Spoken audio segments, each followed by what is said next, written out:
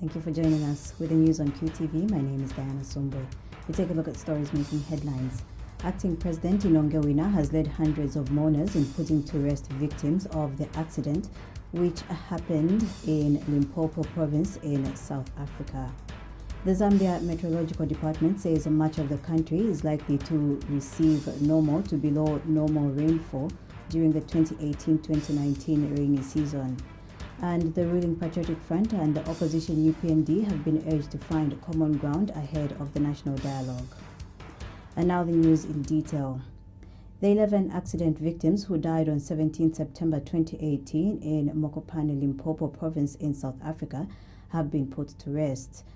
The funeral processions of the 11 victims were preceded by church services held concurrently in Lusaka, Ndola, Kitwe, Mufulira and Chingola.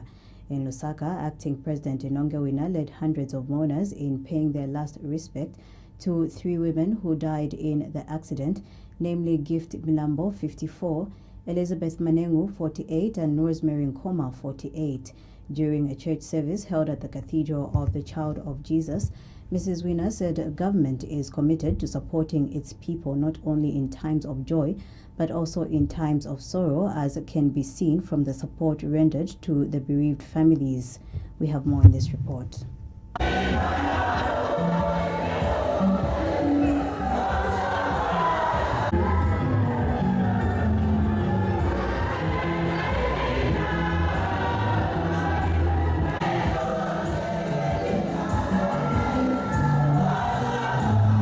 It was a solemn and somber occasion. This was the funeral service for 3 of the 11 Zambians that died in a road traffic accident that occurred in Mokopane, Limpopo in South Africa on 17 September 2018. The funeral service for the 3 victims, namely Gift Milambo, Elizabeth Minengo and Rosemary Moa, was held concurrently with the other 9 victims whose funeral services were held in Kitwe, Ndola, Mufulira and Chingola. The funeral procession of the 3 Lusaka-based accident victims was preceded by a church service held at the Cathedral of the Child Jesus in Lusaka. The service was attended by Acting Republican President Mrs. Inonge Wina, senior government officials, members of the diplomatic corps, service chiefs, religious and civic leaders, and hundreds of the deceased family members and sympathizers. Father James Zulu delivered the homily and described the departed as gallant women who died while delivering a service to their families and the country.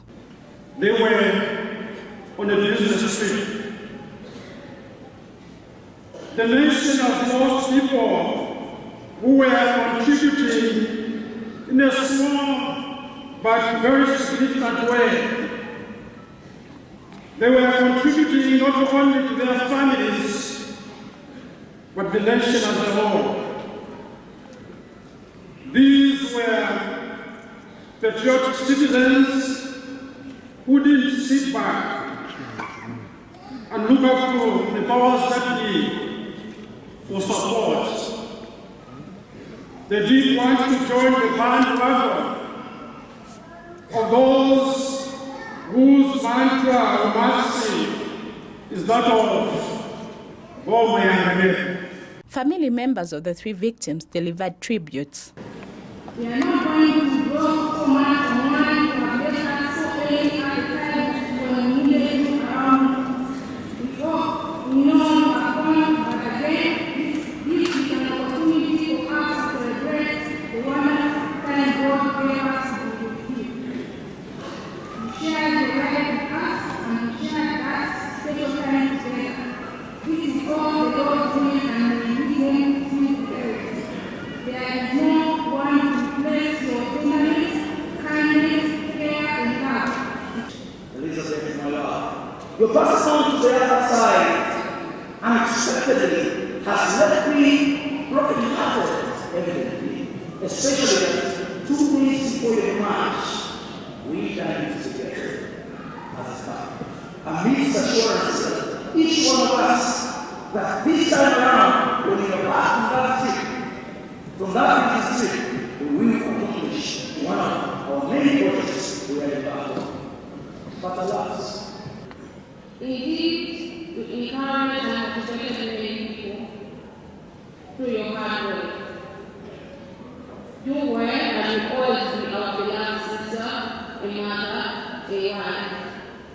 acting Republican President, Mrs. Inongewina, was present, and she assured the Patriotic Front's government's commitment to supporting Zambians not only in times of joy but also in times of sorrow. As we bid farewell to the fallen citizens of this country, in Lusaka, in Ndola, in Kitwe, in Mufulira, and Chingola, His Excellency the President has declared today, the 25th of September 2018, as a day of national mourning.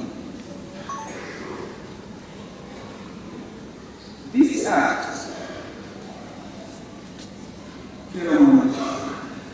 signifies the commitment government has with its people by rallying the nation to come together, not only in moments of joy, but also in moments of sorrow, like we are gathered here today.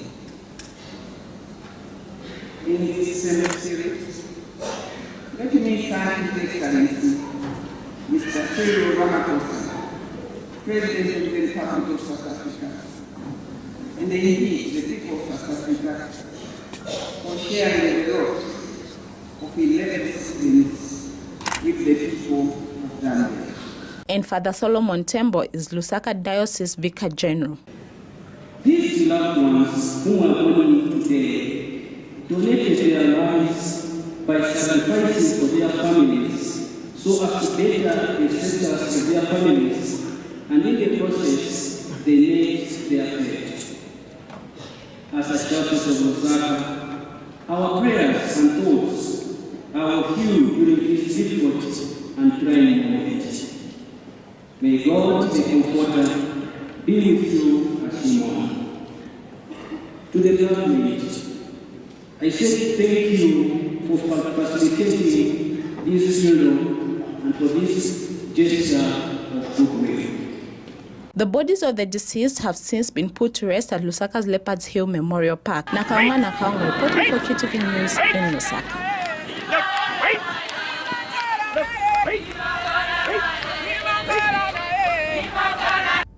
The Zambia Meteorological Department says much of Zambia is likely to receive normal to below normal rainfall during the 2018-2019 rainy season. In a statement, ZMD Acting Director of Meteorology, Edson Konde, says according to the rainy season forecast 2018-2019, the rainfall season is likely to be established by late November over most parts of the country.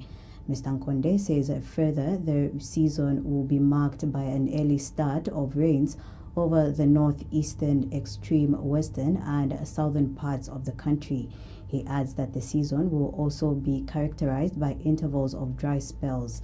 Mr. Nkonde says there is a high chance that most of the rainfall will be received in December, January and February over the country. He states that there is also a likelihood of an early ending of the rainy season, especially over the southern half of the country. Mr. Nkonde says during October, November and December 2018, there's a high likelihood of recording normal to below normal rainfall over much of Zambia, except for the northeastern part, which is likely to receive normal to above normal rainfall during that period. He says there is also a high chance of receiving normal to above normal rainfall over Luapula, Copperbelt, including parts of northwestern, central, northern Muchinga and eastern provinces.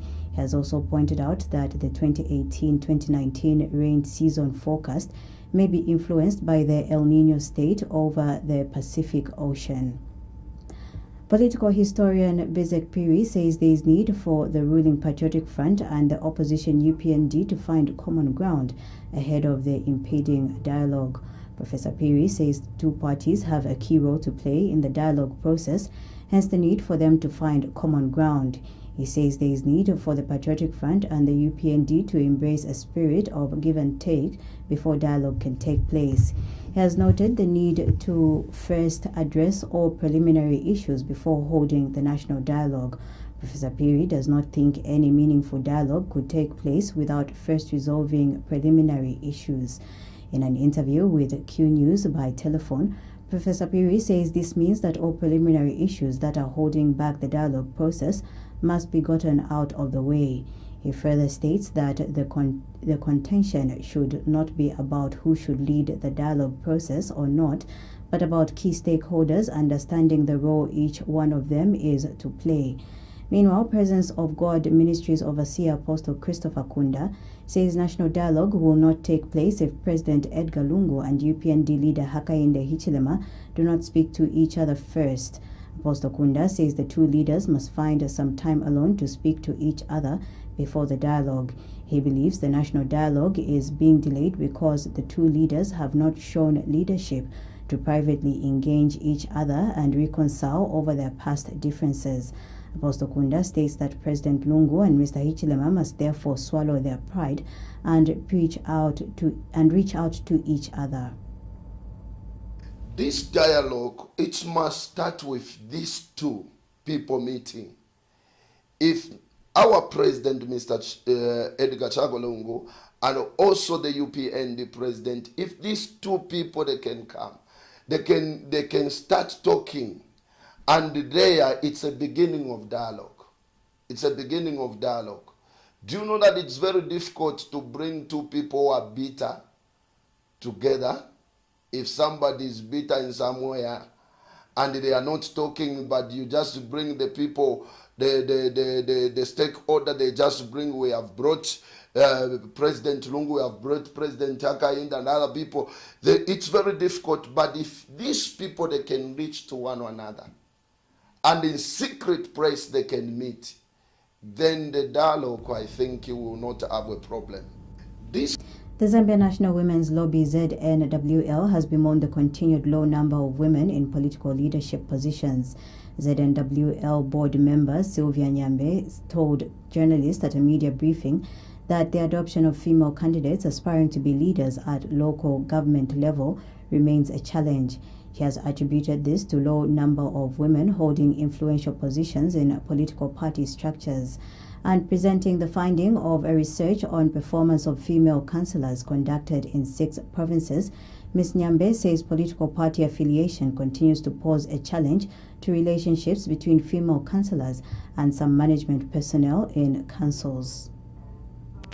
The findings that I will present to you this morning are focusing on the female councillors, who are one of the major targets of this project. Ladies and gentlemen, preliminary results from our monitoring visits indicate that the female councillors' skills have been enhanced, they have gained knowledge, and are taking up their own initiatives in the areas such as advocacy, lobbying, and resource mobilization. They are also engaging with key community stakeholders for the development of their wards. The majority of the female councillors are now taking up initiatives to implement projects in their own work plans by networking with their community members and the personal resources during periods of late dispersal of the community development funds. Minister of Finance Margaret Mwanakatwe says government is committed to improving the lives of the average Zambian citizen with financial inclusion as its major concern.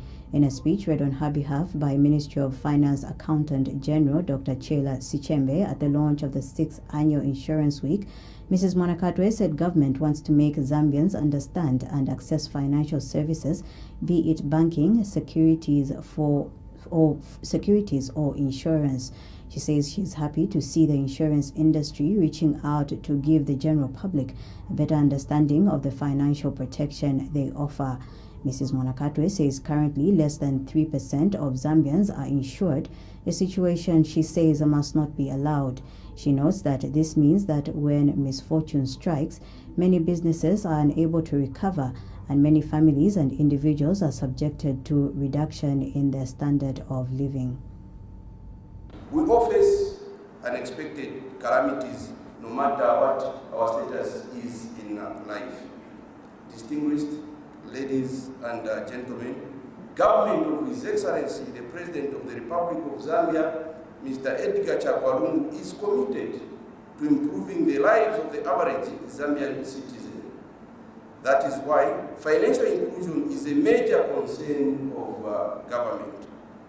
We want all Zambians to understand and access financial services, it be banking, securities, or insurance. We are committed to implementing the National Financial Inclusion Strategy for 2017 to 2022. In this regard, we are glad to see the average insurance reaching out to give the general public a better understanding of the financial protection they offer. Currently, less than 3% of Zambians are insured, a situation that must not be allowed to continue. Speaking at the same event, Insurance Association of Zambia IAZ President Paul Nkoma said securing one's future, either individually or as an entity, requires that one plans for any unexpected events that would have financial impact on the person or business. Mr. Nkoma says insurance is one of the forms of risk management that can be used as a financial protection mechanism and thus securing people's future. And Pensions Insurance Registrar Martin Luwinga says insurance is an important way to transfer the burden of a possible financial loss to a risk carrier and therefore ensure financial recovery whenever there is loss.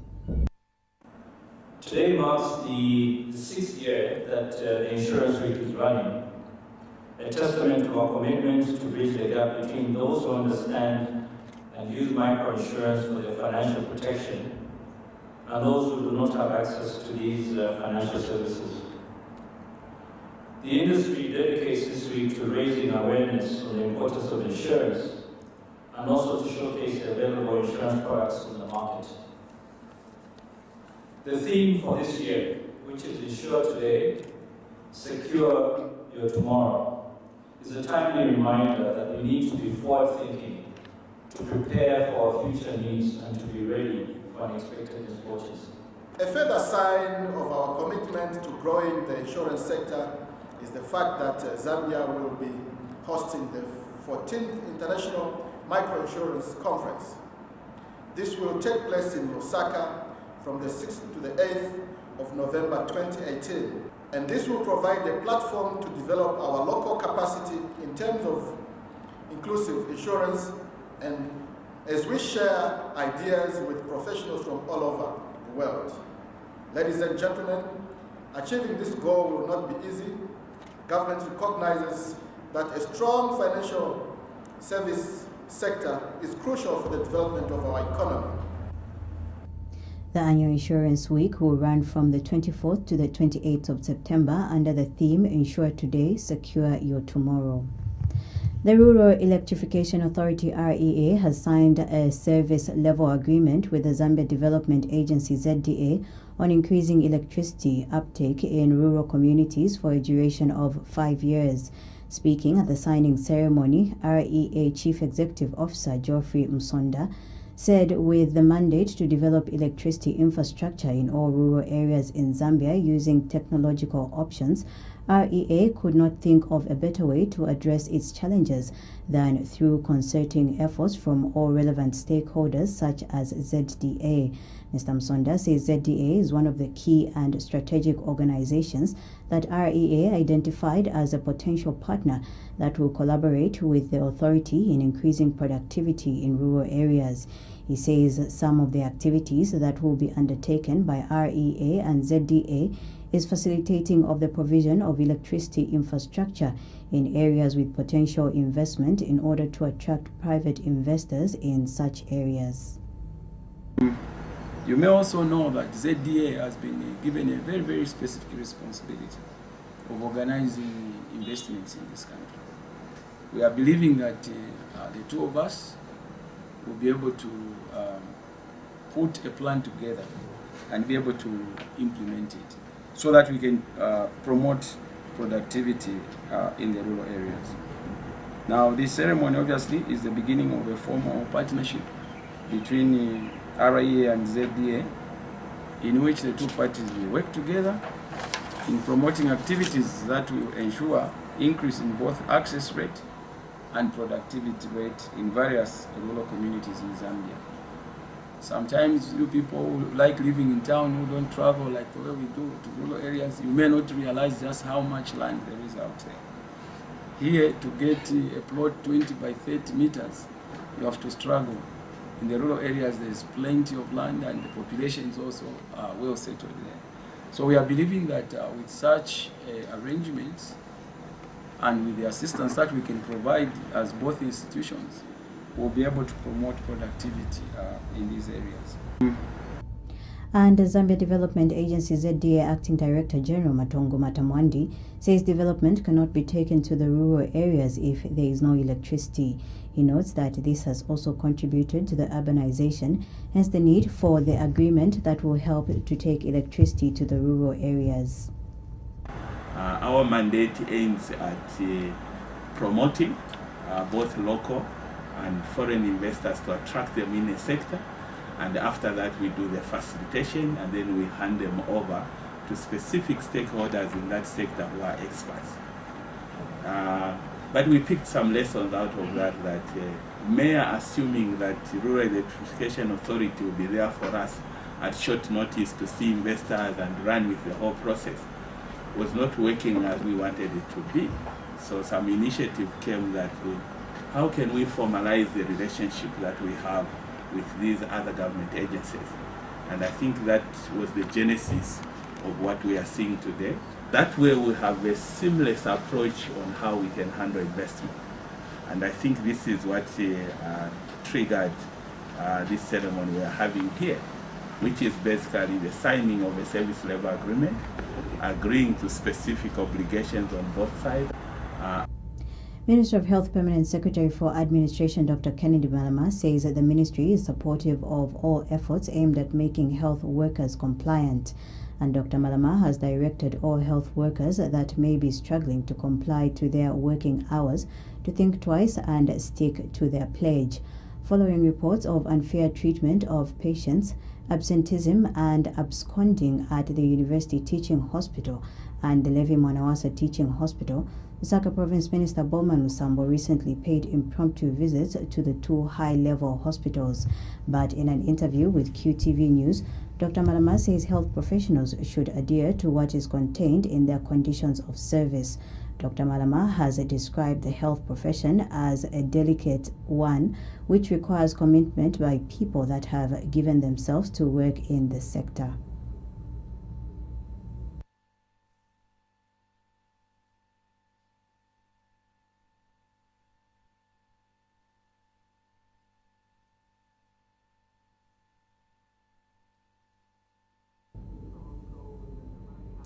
Northern Province Permanent Secretary Elias Kamanga says that government is committed to promoting sustainable management of natural resources on Lake Tanganyika. Mr. Kamanga tells Q News that government is therefore committed to ensuring the implementation of the African Development Bank Lake Tanganyika Development Project.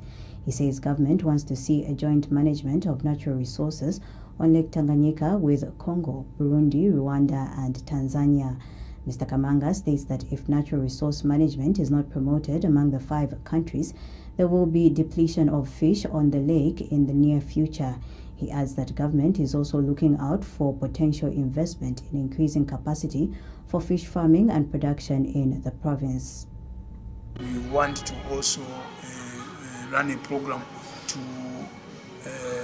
promote sustainable management of resources on the lake. We have a project that we are running with the African Development Bank, which is called the Lake Tanganyika Development Project, which ultimately aims at promoting sustainable management of natural resources around the lake and the lake basins. So we want to see the possibility of having a joint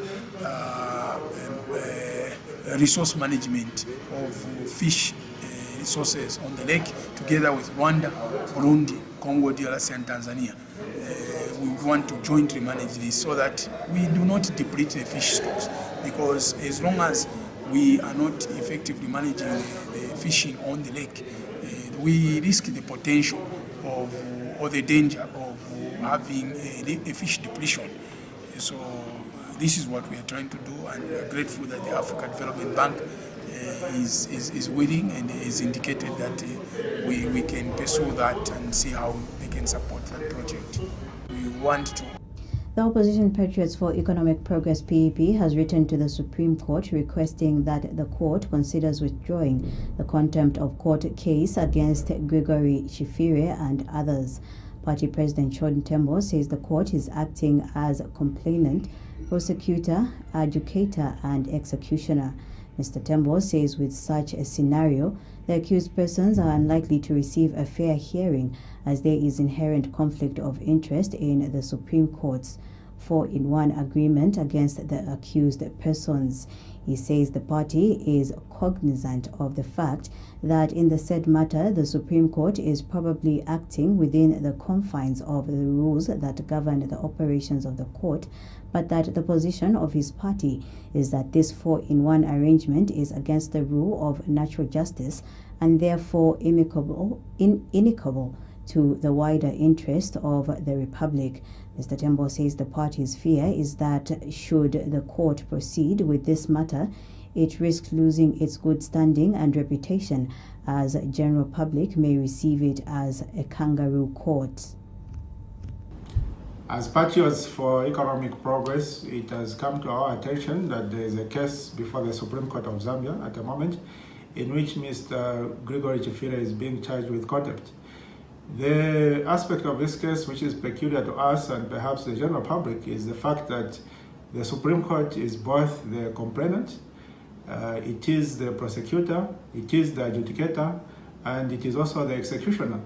And this, in our view, as well as in the views of most members of the public, is against the rules of natural justice, because there is inherent conflict of interest when someone is both the complainant as well as the judge on the same matter. So our appeal to the Supreme Court of Zambia through the Chief Justice is that they should consider withdrawing this matter because it has the potential to soil the reputation, the good reputation of the Supreme Court of Zambia. Public and Private Drivers Association of Zambia PPDAZ is hopeful that government will, in the 2019 national budget, consider allocating funds towards programs that will increase road safety in the country. Association President Josiah Majuru tells Q News that with the improved road infrastructure across the country, there is need for enhanced road safety. Mr. Majuru says government should equip the Road Transport and Safety Agency and the Zambia Police with resources that will help them increase and improve their road safety activities across the country. He has also noted that the need for an allocation towards the development of bus stations across the country. Mr. Majuru says government should consider upgrading infrastructure at bus stations across the country going forward so that bus drivers can operate in a conducive environment, a situation he says will also be beneficial to commuters. We have seen government coming up with infrastructure development like roads, bridges, etc., etc. And we expect that to continue. And in this budget, we're expecting an allocation to support what has been taking place so that we have better roads in Zambia, we have better stations in the country, we have better bridges in the country. We really thank the government for the efforts. We've seen a number of roads that have been done. And now, in this budget again, we expect an allocation towards road safety, because the better the roads that we have, we might have serious accidents because people will be cruising. So we expect an allocation also in terms of safety, so that RATSA and the Zambia Police are well equipped with the equipment that they need to ensure that people adhere to road safety, to ensure that people adhere to road traffic regulations. So that is our expectation. We also expect the Ministry of Local Government and Housing to be allocated with an amount that will go towards developing bus stations and markets, because as people move on the road, they expect decent markets and bus stations. So those are our expectations from the transport sector. Good markets, good bus stations, good roads to continue, government to continue and improve all the roads that are being worked on. We have seen Meanwhile, the National Restoration Party NAREP has urged the Road Transport and Safety Agency RATSA to start training traffic controllers used at construction sites near the road. NAREP spokesperson Bwalya Nondo has told Q News that the people that are used to control traffic at construction sites near the road are not properly trained and that this may result in accidents. Construction companies that are doing their works probably, across the roads. They are crossing roads and they have workers that are not properly trained who are, giving directions in terms of, traffic flow. And what we've discovered is that there are a lot of accidents and there are a lot of congestion that is being caused by, these people because they are not properly trained. And our appeal is that let RATSA move in and make sure that they engage these companies to make sure that they help them to train their own people so that they know exactly what they are doing on the road, because you can't just get somebody from without and give them a flag. They put on a reflector and start giving signs in terms of traffic flow when they don't really understand what is supposed to be done. So in order to avoid the accidents that we are seeing and the congestion, the inconveniences that are being caused by these, I would call them sign givers. So RATSA really needs to move in and make sure that they help in the situation. Otherwise, we'll keep on recording, a lot of accidents. The Poultry Association of Zambia PAZ has expressed hope that the 2019 national budget to be presented by Finance Minister Margaret Mwanakatwe this Friday will address the challenges inhibited the growth of the poultry industry. PAZ Executive Manager Dominic Chanda told Q News that poultry farmers in the country expect the zero rating of feed formulation ingredients such as amino acids. Mr. Chanda is happy that in the 2018 national budget, government reduced tax on premixes by 5%. He says government should this time consider zero rating feed formulation ingredients so that the sector can flourish. Mr. Chanda has further advised government to reduce the number of taxes, saying PAZ is ready to help work out modalities that can result in the broadening the tax base, which will result in more people paying tax. Meanwhile, the Poultry Association of Zambia Executive Manager has urged government to increase funding to the agriculture sector in line with the Maputo Declaration, which calls for the allocation of 10% of the budget to the sector. Mr. Chanda notes that production, especially among the small-scale farmers, remains too low, and this is negatively affecting the value chain. We made a proposal to see how government can actually zero-rate a number of issues, and specifically these are the phosphates, the amino acids, small ingredients that are found in the stock feed, but are very huge in terms of value. Last year, we managed to convince the government to reduce the 5% duty on the premixes, but there was one component that was actually remaining, which is the waiving or zero rating of those key issues. Secondly, it is to see how the number of taxes can also be reduced, but we're also aware that government's revenue comes from the taxes. But we can work together and see how we can broaden the tax base so that the burden is reduced on the smaller number of people that are actually collecting taxes. The focus on the agriculture sector, I think from our perspective, is to see how government can actually fund the agriculture sector specifically to move from where we are towards what is called agriculture precision or precision farming. Kabata Ward 6 Councillor Longa Chiwoka has disclosed that 700,000 kwacha has been set aside for the construction of the Richard Kachingwe police post. Mr. Chiwoka tells Q News that the Constituency Development Committee approved the allocation of 700,000 for the construction of the police post, which will be located in Kawata Site and Service. He says the police post will improve the security situation in the area, which currently depends on Kawata Police Station. And Mr. Chiwoka says plans are underway to work on roads in Kawata ahead of the rainy season. An allocation of 700,000 kwacha has been allocated for the construction of the Richard Kachingwe police post that we've been talking a lot. So now it was approved in the council, the titles have been processed by the council, the allocation has now come out of 700,000, so we should be able to see a lot of progress now there to have the police post come to actualization. We've secured 500 liters worth of fuel to work on the roads. Not all roads in Kabwata. I'm sure people say Kabwata is got full of tarmac, but ourselves here, we know that there are some roads that still have got what, gravel. So we are bringing the grader to come and work on those roads, and as well as remove silt, work on emergency drainages before the onset of the rains. So we are on top of things to ensure that the word ticks, to ensure that development is there, not just the rhetoric, but the actual development is taking place in terms of youth, in terms of infrastructure, in terms of health, in terms of education, in terms of sanitation. We are ensuring that all around development is taking shape. An allocation of... To end the news, we take a look at stories making headlines. Acting President Inongewina led hundreds of mourners in putting to rest victims of the accident which happened in Limpopo province in South Africa.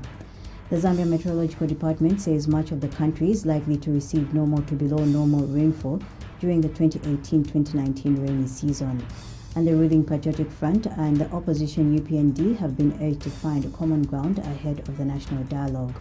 On that note, we come to the end of the news. From me, Diana Sumbe. Thank you for watching.